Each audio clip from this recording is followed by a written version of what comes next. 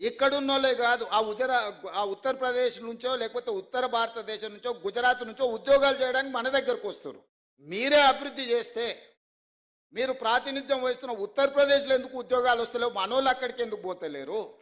మీరు పుట్టి పెరిగిన గుజరాత్లో ఎందుకు ఉద్యోగాలు వస్తలేవు? ఇక్కడి నుంచి అక్కడికి ఎందుకు పోతలేరు?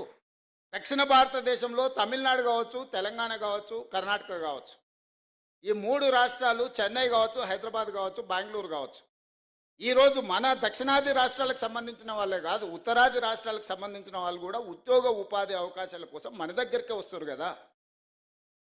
ఛత్తీస్గఢ్, జార్ఖండ్ నుంచి, ఒడిశా నుంచి ఇవాళ లేబర్ కూడా మన దగ్గరకు వస్తున్నారు కదా.